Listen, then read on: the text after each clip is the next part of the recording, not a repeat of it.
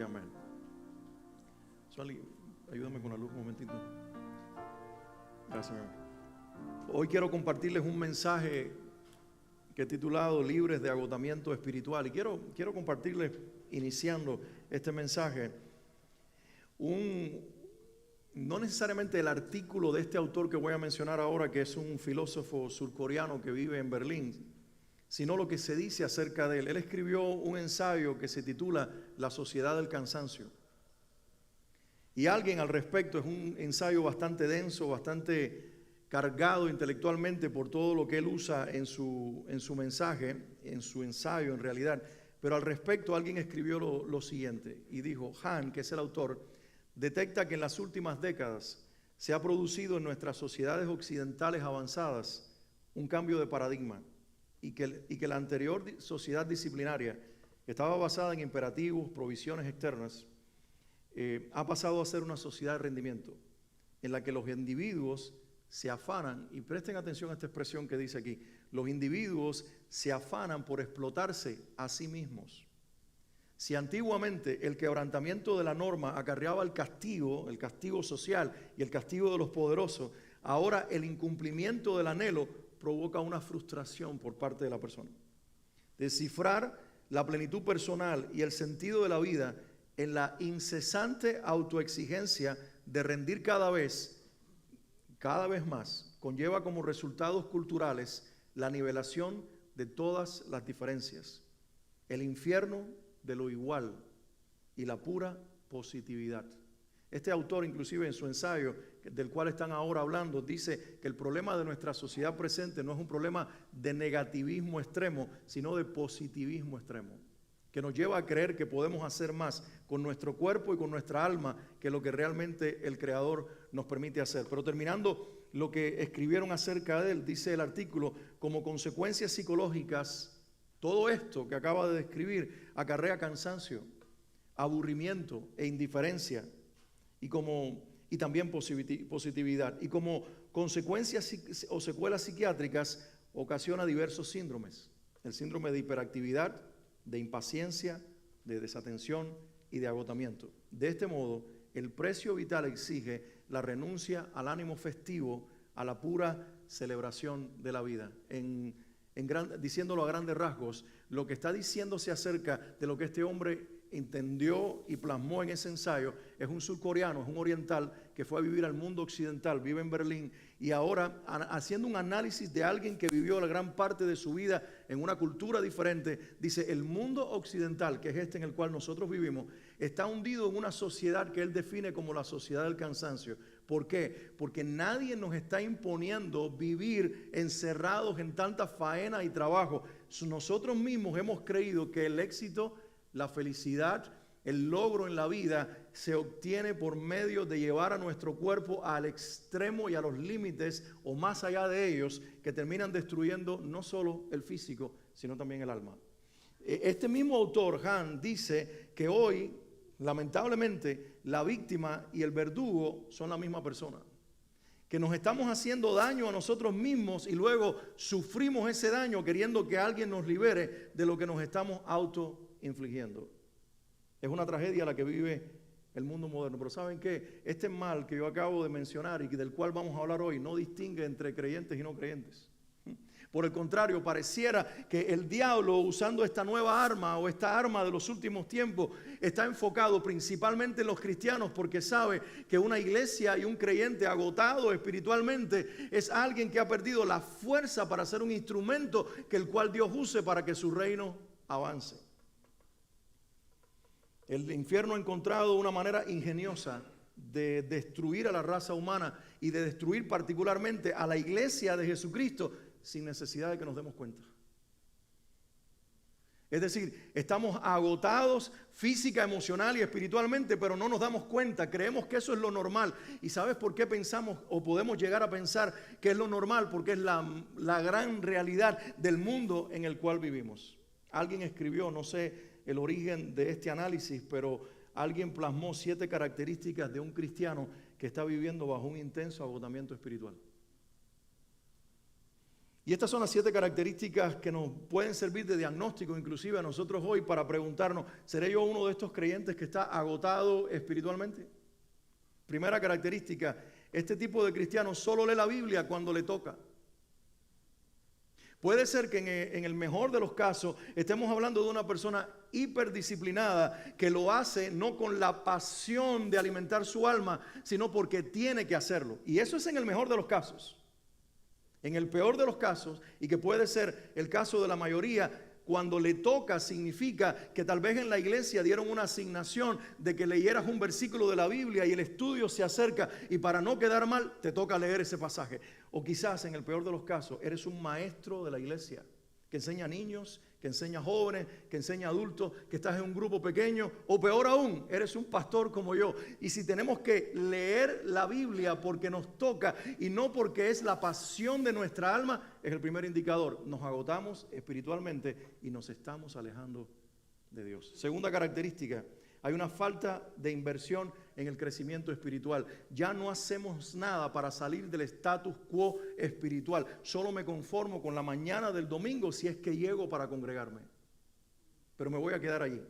Mi Biblia sigue empolvada, mi oración es solamente por la comida y por el sueño, si es que me acuerdo de hacerlo. No estoy invirtiendo en mi crecimiento espiritual. Es una segunda característica de un agotamiento espiritual crónico. Tercero, solo ora para pedir o para quedar bien en público, peor aún.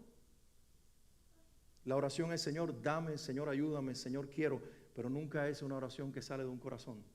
Padre, aquí estoy, porque el anhelo de mi alma es conversar contigo y en el proceso escuchar tu voz. Número 4, un cristiano agotado espiritualmente perdió el sentido del asombro. Puede estar en el lugar más intenso donde la presencia de Dios puede estar derramándose y estar mirando alrededor suyo como si nada está pasando, porque el alma se embotó o el alma se silenció o se cerró de una manera. El espíritu está cauterizado de una manera que el sentido de asombro, dice este autor, se ha perdido por completo por parte de aquellos que se han agotado espiritualmente. Además, un cristiano agotado espiritualmente resulta para él o para ella más importante lo que hace que a quien sirve. Lo que hago es más importante que para quién lo hago. Siempre escucha en tercera persona. Estás aquí en la iglesia y escuchas un mensaje. Hoy Dios comienza a hablarte y dices: wow, no vino fulano. Le pega a ella, le pega a él, pero nunca para ti, nunca Dios te está hablando. Siempre en tercera persona, nunca tiene que ver contigo. Y por último, tiene reacciones desproporcionadas. Se enoja ahora con más frecuencia que lo que antes lo hacía.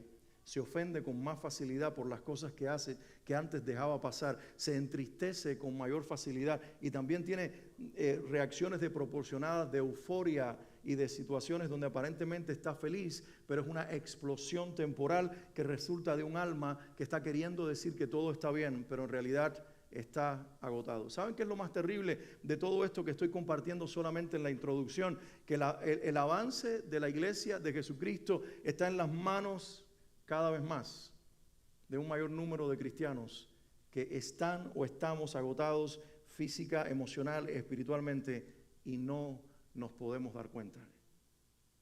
Y hablo en primera persona del plural porque Dios no vino a hablarle a otros, el Señor vino a hablarnos a nosotros y a que nos identifiquemos con esta verdad y que creamos que en realidad podemos nosotros ser liberados, porque hoy el mensaje se llama libres del agotamiento espiritual. ¿Alguien puede decir amén a eso? La pregunta que hoy nos hacemos para entrar en el texto que Dios hoy quiere que miremos en la Biblia, solamente un versículo de la Escritura, la pregunta es esta: ¿cómo enfrenta el Señor este terrible problema que está afectando a tantos y tantos de sus hijos, sobre todo en el mundo occidental moderno? ¿Cómo lo hace el Señor? ¿De qué manera?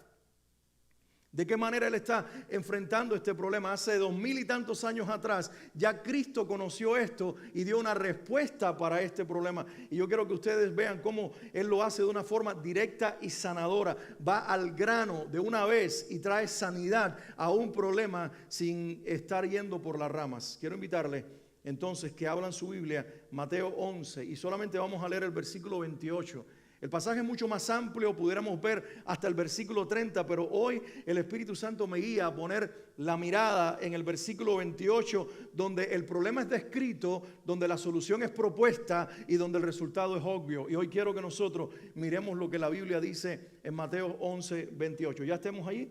Dice el versículo: venid a mí todos los que estáis trabajados. Dilo si lo ves o si lo conoces. Venid a mí todos los, vamos, lean conmigo. Venid a mí todos los que estáis trabajados y cargados, y yo os haré descansar. Vamos a leerlo una vez más. Venid a mí todos los que estáis trabajados y cargados, y yo los haré descansar. Vamos a orar un momentito, vamos a pedirle al Espíritu Santo que tome esta palabra y todo lo dicho hasta ahora comience a cobrar vida, y todo lo dicho por delante tenga la fuerza y el poder de Dios para sembrar palabra en nuestros corazones. Quiero pedirte que te pongas de pie un momentito, que cuando te pongas de pie levantes tu mano arriba, pero hazlo con actitud, aunque tu cuerpo no responda, ordénale a tu cuerpo ponerte de pie. Levanta la mano bien fuerte arriba.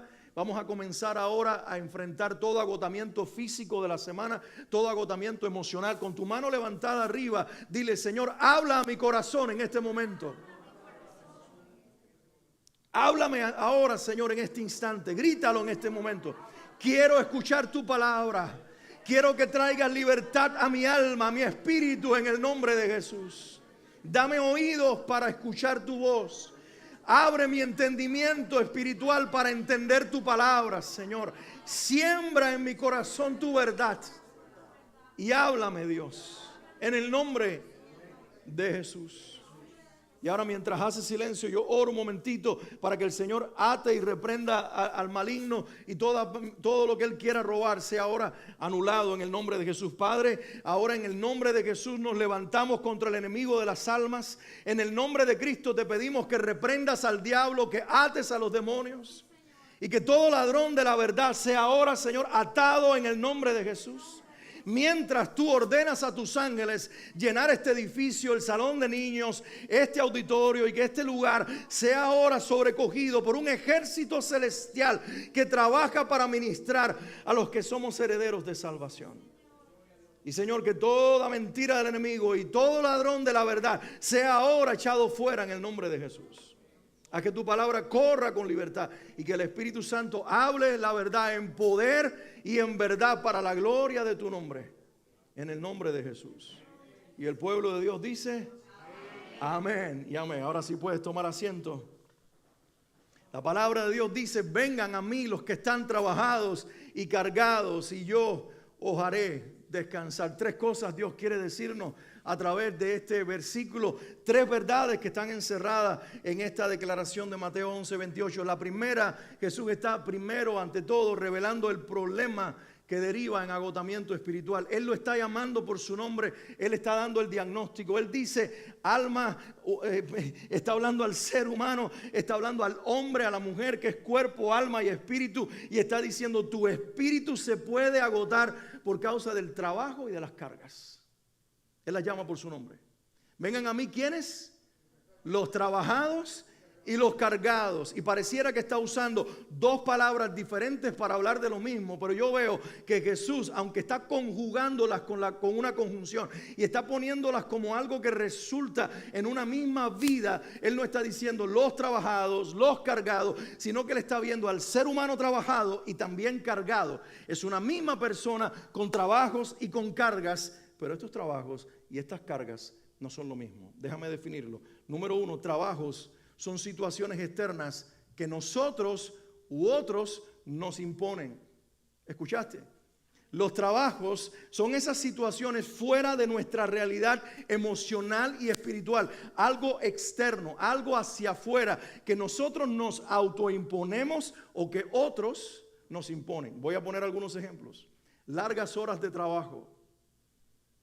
Puede ser una imposición de la empresa, puede ser una imposición del jefe, puede ser una imposición del dueño, pero puede ser una autoimposición de tu parte, porque a lo mejor entendiste que largas horas y ganas por hora, mientras más trabajes, sobre todo después de las primeras 8 horas, el salario va a ser más grueso, y te autoimpones largas horas de trabajo, sin entender que el físico y el espíritu están conectados. Porque la Biblia dice que nosotros somos ¿qué? Espíritu, alma y cuerpo. Dilo conmigo. Espíritu, alma y cuerpo. Y no es así de que el espíritu es una dimensión que no tiene que ver nada con el cuerpo. No, mi hermano. Si tu cuerpo se agota, tu espíritu se agota. Si tú llevas tu cuerpo al límite, más allá de lo que Dios te permitió que tú pudieras hacer en un día normal de tu vida, tú vas a hacer que esto eventualmente tenga un significado y una connotación sobre tu alma, tu psiquis, tus emociones. Pero eventualmente ese problema psicológico generado por un esfuerzo físico que fue desproporcional va a bajar a tu espíritu y va a afectar tu comunión con Dios. Porque el cuerpo ya no quiere abrir la Biblia, los ojos pesan, la mente está embotada, los oídos se quieren cerrar a todo lo que sea más trabajo y carga. Y cuando llega el momento de encontrarte con Dios, no le encuentras horas al día y no encuentras reserva física y mucho menos emocional para que eso suceda. Largas horas de trabajo, primer problema, primera situación externa, impuesta o autoimpuesta, que está llevando a muchos al agotamiento espiritual. Aumento del tráfico en la ciudad. Largas horas en el tráfico. Tú estás en una ciudad en la cual cada vez más hay más personas manejando, y lo que ahora antes te tomaba media hora, ahora te toma 1 hora y media. Una distancia que antes era de 20 minutos y tú parece que no, pero eso lo está usando el enemigo en una realidad en la que nosotros, si no sabemos manejarnos dentro de una ciudad que está cada vez más creciendo y haciendo que el tráfico sea cada vez más grande, eso va a afectar más a personas encerradas dentro de esa caja que llamamos carro, que aunque sea cómoda, con aire acondicionado, con un podcast de tus favoritos que vayas escuchando, tu alma está siendo afectada y tu cuerpo también por un estilo de vida que nos consume. Súmale a eso el alto costo de la vida, poniendo en ti un trabajo emocional extra, una extrema competitividad en el mundo profesional en el que se vive. Las personas compiten unas contra otras. Y por supuesto, el uso excesivo de nuestras capacidades físicas y emocionales. Hemos creído en esta sociedad, como decía bien este filósofo surcoreano, hemos creído, y es por eso que el problema, decía él, el problema es de positividad. Creemos tanto en el yo, creemos tanto en nuestras capacidades, hemos creído tanto en esa frase y en esa mantra de los gurús de la autosuperación que te dicen tú puedes, y repítelo, que hemos llegado a creer que podemos llevar el cuerpo a límites exagerados, o podemos llevar la mente y el alma a un lugar de donde no podemos escapar y terminamos agotados espiritualmente, lejos de nuestra comunión con Dios. El diablo no está tan preocupado en que tu cuerpo se canse o tu alma se agote. El diablo sabe que cuando ambas cosas sucedan, tu espíritu se separará de Dios y tendrás una mala comunión con Dios y serás un cristiano derrotado. Tal vez no pueda sacarte del cielo a donde tú irás, pero en la tierra puede hacer que vivas un infierno y que no seas idóneo para la gloria de Dios. Pero Jesús no solamente mencionó trabajo, Jesús mencionó cargas. Y las cargas son situaciones internas o emocionales que resultan de la realidad en la que estamos atrapados. Es decir, las cargas es lo que ocurre adentro por el trabajo que nos está aplastando afuera. Ese trabajo excesivo, ese trabajo físico, ese trabajo que nos está agotando, esa vida que está haciendo estragos en nosotros, produce entonces una carga emocional en el alma donde están los sentimientos que comienza a aplastarnos. Por ejemplo, pensamientos descalificativos recurrentes. Con frecuencia tratas de hablar bien de ti, pero te encuentras hablando negativo. Si te encuentras cara a cara con el espejo, tienes una frase negativa acerca de tu persona. Si te miras a los ojos, puedes hacer este ejercicio de introspección y mirarte a través de un espejo a los ojos, terminas autodescalificando. No hace falta que alguien venga y te critique. Tu primer crítico eres tu mujer, eres tu hombre, porque has caído en el juego del enemigo que te llevó al extremo del agotamiento y ahora resulta que te estás descalificando recurrentemente. Tienes miedo al fracaso. Por eso compites con tanta frecuencia. Por eso quieres ser el primero. Por eso buscas el éxito a la manera del mundo. Por eso estás tratando siempre de llegar a la cima del éxito personal, porque tienes miedo a que te vean como un fracasado, a peor aún, a que te veas como una fracasada a ti misma o como un fracasado a ti mismo. Y no sabemos que muchas veces por llegar a un éxito provocado por nosotros es donde precisamente quiere ponernos el enemigo en el pináculo, arriba, en la cima, porque desde ahí la caída es más estrepitosa y más desagradable. Me llamaba hace muchos años atrás un hermano que vive en otra ciudad para hacerme una confesión de algo que le estaba ocurriendo en su vida recurrentemente. Estaba cayendo en el mismo pecado con mucha frecuencia y él dijo: hoy quiero romper este círculo de vergüenza oculta, por lo menos para que alguien sepa lo que me está pasando y comenzar a liberarme por medio de la confesión. Acompáñame en oración. Pero también en ese acompañamiento yo le hice un par de preguntas para encontrar un denominador común, un común denominador de por qué cada cierto tiempo estaba cayendo en la misma situación. ¿Y saben cuál fue el común denominador? En los momentos de mayor éxito, cuando estaba en el pico del éxito profesional, familiar, financiero, justo allí comenzaba a caer. ¿Por qué? Por una sencilla razón. Porque para llegar allí había usado demasiado recurso físico, demasiado recurso emocional y se había apartado de Dios en el intento de lograrlo. ¿Qué hizo el enemigo? Usó todas esas realidades para que este hombre de continuo estuviera cayendo y luego fuera víctima de la vergüenza. Y me pregunto, ¿con tanta frecuencia o con cuánta frecuencia está sucediendo eso con el cristiano moderno? Que persiguiendo nuestras propias cimas, queriendo alcanzar nuestro propio éxito, subimos al riesgo y al costo de lo que sea, esa cima hasta llegar arriba y pararnos en el pináculo y pararnos en la cima. Subimos la ladera del compromiso, del trabajo, de todo lo que eso implica, hasta llegar arriba y pensar: lo logré, y no sabes que fue al costo de tu propia alma y de tu propia salud espiritual, y ahí comienzas a caer.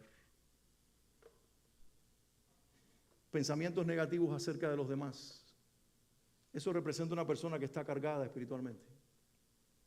Empiezas a mirar el mundo de una forma negativa, empiezas a mirar a las personas de una manera negativa. Sus defectos ahora son más pronunciados que sus virtudes. Ahora los miras y los miras con un lente totalmente erróneo o equivocado. Tu percepción negativa de las personas te hace rechazarlo en lugar de acercarte a ellos. Por lo tanto, empiezas a vivir en un mundo donde realmente todo es negativo adentro de ti y afuera de ti, y eso es destructivo y eso es devastador. Hay demandas irreales.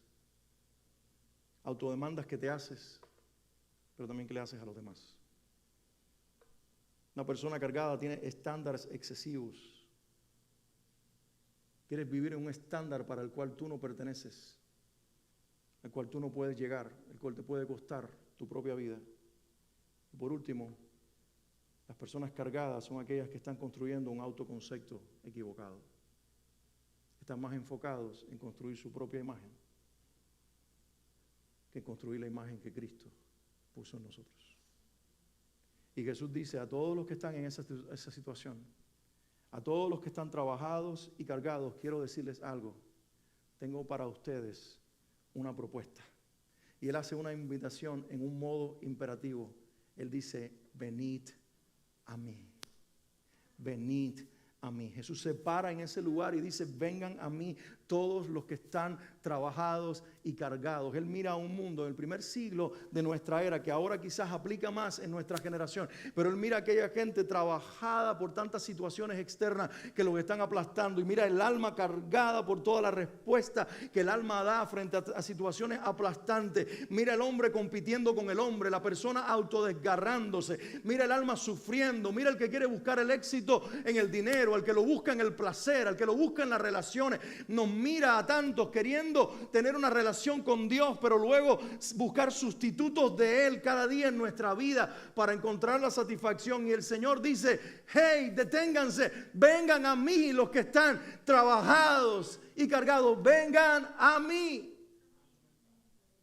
¿Para qué venir a mí? Déjame usar el ejemplo del profeta Elías. Elías ha llevado su cuerpo, no porque el hombre ha sido un workaholic excesivo, pero llevó su cuerpo en una confrontación espiritual y natural al exceso, al límite, porque ha enfrentado en un momento crucial a los profetas de Baal. Conocemos la historia. Él les dice: subamos al monte, traigan al pueblo, levantemos 2 altares y que Dios, si es Baal, responda con fuego, y si es Yahweh, responda con fuego, y el Dios que queme lo que ofrendamos será el Dios verdadero. ¿Recuerdan la historia?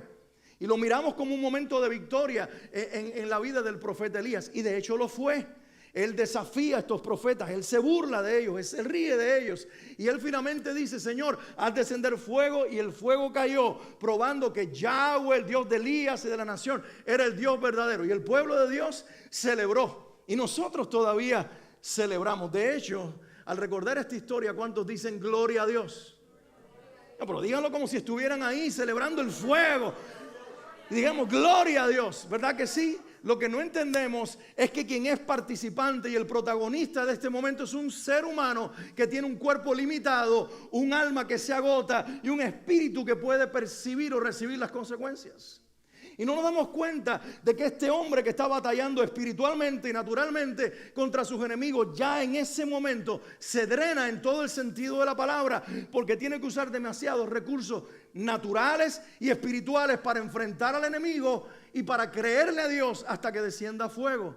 No es cualquier fe la que hace que el fuego descienda. Es un hombre que tiene plena comunión con Dios, que ayunó, que oró, que se limitó, que vivió en una comunión diaria para luego exponerse frente a muchos y hacer que Dios responda. Porque Dios no responde, aunque ama a todos, a hijos mediocres. Así que Elías pagó el precio antes, durante, en el proceso de enfrentar a esta gente. Y Elías baja victorioso porque ha recibido la victoria, porque Dios lo respaldó con fuego, porque sus enemigos fueron destruidos. Pero no podemos olvidar que el alma está agotada y el cuerpo también. Y en ese contexto y en esa realidad, la reina Jezabel le hace llegar una amenaza en un mensaje que le envía y le dice: así me hagan los dioses y aún me añadan, si mañana tu cabeza no está cortada y te desangras como los perros. Y le lanza esa amenaza. Y cuando el hombre victorioso que acaba de vencer a los profetas, 400 y tantos de ellos, recibe este mensaje de la reina en palacio, este hombre lo que hace es llenarse de miedo y huir. ¿Por qué? Porque está agotado. Ahora, él hace algo. Él pasa por un pueblo llamado Berseba y ahí deja a su siervo Jesse. Lo deja en ese lugar y luego él sigue de camino. Y la Biblia dice algo interesante, que él siguió caminando hasta que llegó a un árbol, un enebro, lo llama así la Biblia a este árbol para que identifiquemos cuál es. Y se pone debajo de ese árbol y hace una declaración. Y dice: Señor, soy el único que queda en Israel. Nadie como yo está de pie delante de ti. Ya has visto lo que tuve que hacer para que el pueblo volviera a ti. Tuve que ser yo el que confrontara a los profetas. Eso es lo que está diciendo con esa frase. Y soy el único que queda. Eso se le llama el síndrome de Elías. Cuando piensas que nadie más está lleno de Dios como tú. Y el enemigo te hace creer que nadie más está avivado como tú. Que no hay nadie más que se levante por Dios. El síndrome de Elías. Y luego en esa misma condición, Elías, que tiene una buena teología, pero un corazón que se ha confundido, le dice a Dios, y voy a explicar por qué una buena teología, porque él le dice: Dios, mátame. ¿Y qué está diciendo este hombre? Creo que la vida no me pertenece y no puedo practicar el suicidio. Por lo tanto, lo único que puedo hacer es suplicarle a Dios que me mate. La pregunta es: ¿a quién fue a buscar Dios? ¿A quién fue a buscar Elías, mejor dicho? Debajo de ese árbol. Fue a buscar a Dios. ¿Sí o no? Sin embargo, Jesús dijo: vengan a mí y yo les daré descanso. El profeta está agotado, está trabajado y está cargado, igual como lo describe Jesús en Mateo 11:28. Y él aparentemente está buscando a Dios. Pero ¿sabes qué hace Dios? Dios se le aparece a través de su ángel, lo despierta porque se quedó dormido después de su llanto y de su queja, y le dice: Elías, ¿qué haces aquí?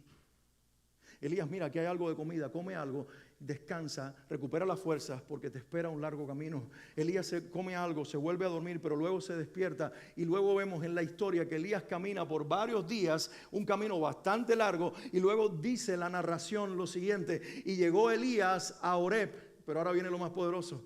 ¿Cómo describe la Biblia este monte? Dice: y llegó Elías a Horeb, el monte de Dios. Di conmigo, el monte de Dios. ¿Desde dónde le habló Elías a Dios?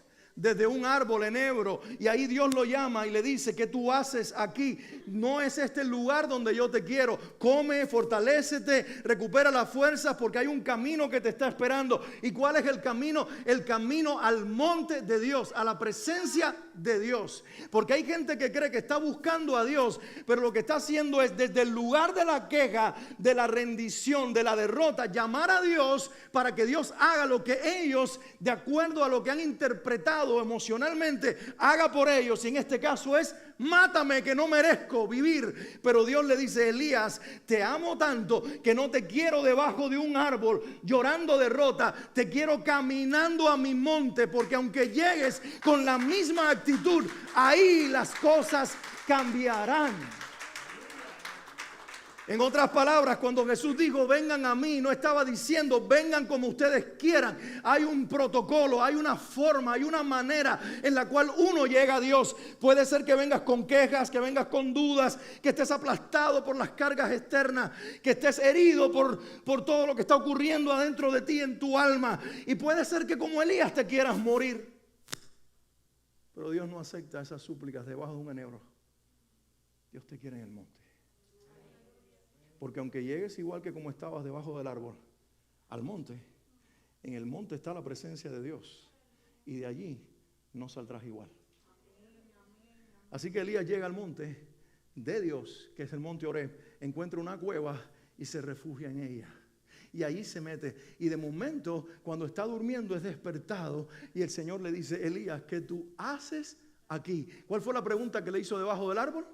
¿Qué tú haces aquí? Y ahora le pregunta, ¿qué tú haces aquí? Y me imagino a Elías diciendo, ¿acaso eso no es lo que tú querías, que me moviera de allá y viniera acá? Pero lo que Dios le está diciendo ahora con esta pregunta es algo diferente. En la primera era, ¿qué haces aquí en este lugar físico y con esa actitud? Quiero que vengas a este lugar físico, aún trayendo tu misma actitud, porque quiero hacerte la misma pregunta, pero va a ser diferente. ¿Y cuál es la diferencia? La primera pregunta fue, ¿qué haces aquí geográficamente? La segunda pregunta es, ¿qué haces aquí espiritualmente? ¿Qué haces aquí en mi presencia? Todavía cargando la misma carga. Aplastado por el mismo problema. Elías, quiero que lo interiorices. Nadie se queda igual cuando entra al lugar donde yo habito. Y por eso Dios se le revela en aquel silbo apacible. Y cuando él tiene un encuentro con Dios en el silbo apacible, Dios le habla a este hombre y le dice, Elías, quiero que hagas algo, que comas, que duermas y que luego salgas descansado de este lugar con suficiente aceite, porque vas a ungir a 2 reyes y a un profeta. ¿Sabes lo que estaba diciendo el profeta anteriormente? Mátame. ¿Y sabes lo que hace Dios en su presencia? Le reordena el propósito y lo envía a una misión. Porque Dios no hace descansar el alma volviéndote un desempleado o quitándote la vida. Dios hace descansar el alma cuando Él te llena de su misma presencia, te reafirma en tu propósito y te posiciona en el lugar para el cual Él te llamó.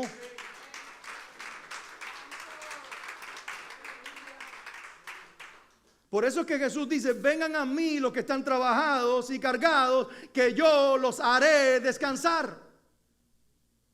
Jesús ofrece de forma permanente lo que nadie más aparte de Él puede ofrecer. Él está ofreciendo descanso. Alguien grite conmigo, descanso. Y tú dices, eso es lo que yo necesito, pero piensa, y lo pensamos todo, porque esta es época de verano, todos nos vamos a ir a algún lugar de vacaciones, cerca o lejos, porque es necesario para el cuerpo. Pero tengo una noticia para todos los vacacionistas de este año: esas vacaciones te liberarán de cargas temporales, pero no eternas. Cristo Jesús es el único que te da descanso eterno. Por eso la gente se va de vacaciones, vienen renovados por 15 días y después de 2 semanas están con los hombros caídos, igual de desmotivados, no se quieren congregar, no hablan la Biblia, no oran y luego dicen, mátame, Señor, porque la vida no vale para nada. Pero cuando tú eres llevado a la presencia de Dios y ahí Dios te redirecciona en su propósito y en su plan, puede ser que no te vayas a Tahiri, pero puede ser definitivamente que salgas renovado de su presencia, porque el descanso es mucho más que cambiar de actividad y unas lindas vacaciones que para todos es necesario, pero que no son sustitutos de Cristo Jesús. No es cambiar de trabajo, No es cambiar de esposa o de esposo. Hay gente que estoy cansado de esta vida, se cambian de marido, se cambian de mujer. Estoy cansado de esto, se cambian de trabajo y luego dicen, ¿qué hice? Se cambian de, no, estoy cansado de esto y se van de Miami para otro lugar y luego los ven más ahogados y más en problemas, porque los sustitutos temporales nunca van a ocupar el lugar permanente que Jesús debe ocupar. Él es el descanso eterno. Es un día llamado sábado, no es un año al final de 7 años. No es un periodo de tiempo, es una persona eterna que ofrece una solución eterna. Se llama Jesucristo. Hay 2 idiomas principales en la Biblia, en el Nuevo Testamento, el griego. Algunos dicen que también algunas porciones en arameo, pero principalmente el griego, y el Antiguo Testamento en hebreo. Y hay 2 palabras precisamente en cada idioma para descanso y quiero compartírselas. La palabra griega es la palabra anapuao, que significa, y por eso se las menciono, significa estas 3 cosas. El descanso que Jesús, y esa es la palabra usada aquí en Mateo 11, 28, significa al menos 3 cosas, mucho más, pero al menos 3 cosas. ¿Estás listo para guardarlas en tu corazón, anotarlas en tu cuaderno, en tu teléfono, donde quiera que sea? Palabra número 1, anapuao, descanso, significa refrescar. Ven a mí que yo te voy a refrescar. Voy a echar agua sobre ti. Tu cuerpo se va a sentir como bañado. Adentro en el alma va a correr agua fría. Vas a saciar tu sed que el alma tiene. Vas a ser refrescado de afuera hacia adentro y de adentro hacia afuera en el nombre de Jesús. Pero además vas a ser rejuvenecido. La gente pagando miles de dólares para que un doctor le quite las patas de gallina, y viene Cristo y con un encuentro en su presencia a lo mejor no te quita los años, pero te rejuvenece el alma, y eso es más importante. Te refresca, te rejuvenece, te revitaliza. Significado de esa palabra en griego que en nuestras Biblias aparece como descanso. Vengan a mí y los refrescaré, los rejuveneceré y los revitalizaré. Alguien levanta su mano arriba y diga: Señor, hoy vengo a ti con trabajos y cargas, creyendo que nadie puede quitarlas de encima de mí, pero vengo a la presencia, no al árbol en negro, vengo al monte de Dios. Vengo a encontrarme con mi Dios, donde las quejas desaparecen, donde los argumentos son echados por tierra, y donde soy transformado. Vengo a recibir el descanso eterno que no comienza cuando me muera, comienza ahora. Y ahora vengo a ser refrescado. Alguien digo: vengo a ser refrescado. Vengo a ser rejuvenecido. Vengo a ser revitalizado en el nombre de Jesús y por el poder del Espíritu Santo. Amén. La otra palabra es la palabra hebrea que conocemos mejor, y es la palabra Shabbat. Al menos la sabemos pronunciar. Sabbat, de donde viene sábado, donde viene la palabra descanso en el Antiguo y en el Nuevo Testamento. Significa principalmente 2 cosas: detenerse y permanecer. Cuando Dios en el hebreo te llama al descanso, te dice detente y permanece. Cuando la Biblia dice y en el 7º día descansó Dios, lo que dice es que Dios se detuvo porque ya lo había dicho todo, y Dios permaneció ahí frente a su creación para sostenerla con su presencia. Vengan a mí y los haré descansar. Vengan a mí los que están trabajados y cargados y los haré descansar. Hoy es el día de venir a Cristo y venir diferente, mis hermanos. No es: Señor, ven a donde estoy yo debajo de un árbol para que soluciones mis problemas. Es venir a mí. Voy a caminar la distancia que sea necesaria, espiritualmente hablando, para meterme en tu presencia hasta ser transformado.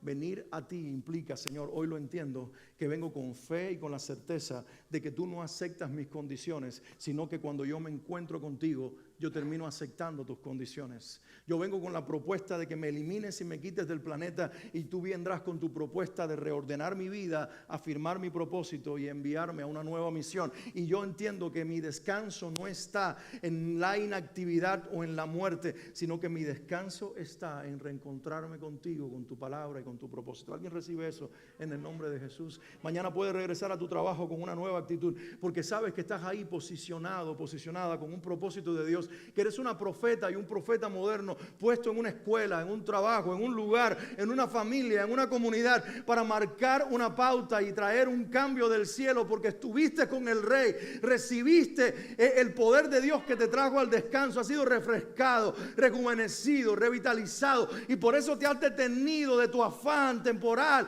y pasajero de la vida. Ya no tiene importancia para ti construir imperios personales. Ahora vas a permanecer en el propósito de Dios y que todo lo demás se espere y se quede detrás. Déjenme concluir diciéndote esto, iglesia querida, iglesia amada. No podemos seguir yendo en la dirección que vamos. No puedes seguir yendo en esa dirección, construyendo tu vida como todo el mundo la está construyendo, convirtiéndote en una víctima de un sistema que está agotando cada vez más la mente, el corazón, el alma, el espíritu de los creyentes, convirtiéndonos en parte de una realidad que aplasta a todos. Pero no es posible que la iglesia sea aplastada por lo que aplasta al mundo, porque aunque estamos en el mundo, no somos del mundo, y el que vive en nosotros venció al que reina en el mundo. No podemos seguir siendo prisioneros en la sociedad del cansancio. No podemos seguir con los hombros caídos, el alma envejeciendo y el espíritu atrapado en una prisión de agotamiento perpetuo, porque hemos sido parte de un sistema que nos está consumiendo la vida espiritual. Como Elías necesitamos ir a Jesús. ¿Cuántos Elías, hombres y mujeres de Dios, dicen: voy a Jesús esta mañana, voy a Jesús en este día? No a que Él venga a mi lugar de queja, voy al lugar donde voy a ser transformado. Voy a refugiarme en Él. ¿Quién tiene que gritarlo? Grita: hoy voy camino a refugiarme en mi Dios. Voy a dejar que el Señor me cuide y voy a obedecer sus órdenes, porque la solución de Cristo está cuando Él me cuida y cuando yo lo obedezco. A diferencia de las órdenes que recibimos en este mundo o las que nos autoimponemos, las órdenes de Jesús nos conducen al camino de la libertad y nos permiten experimentar el verdadero descanso. Este es el descanso que refresca, que rejuvenece y que revitaliza. Aleluya. Por eso es necesario, mis hermanos, aprender a vivir en modo Shabbat. Los judíos tienen un día y no se dieron cuenta que el día era un anunciamiento de una persona. No se dieron cuenta que el Shabbat era Jesús. Y vivir en modo Shabbat es vivir en Jesús. Es decir, es aprender a detenernos para escuchar su voz todos los días, no solamente el domingo. Es redirigir nuestra vida según su voluntad y es permanecer en su diseño. Vivir en modo Shabbat es detenernos hoy, mañana y siempre, todos los días, para escuchar su voz. Es ordenar nuestros pensamientos y nuestro corazón a la voluntad de Dios y redirigir nuestra vida según su voluntad, y es permanecer en su diseño. Con el afán de nuestra vida y nuestras malas motivaciones del alma, no estamos yendo en dirección correcta. Tenemos que arrepentirnos y decirle: Señor, vengo a ti, porque tú eres el único que tiene descanso para mi alma, no por una temporada, sino para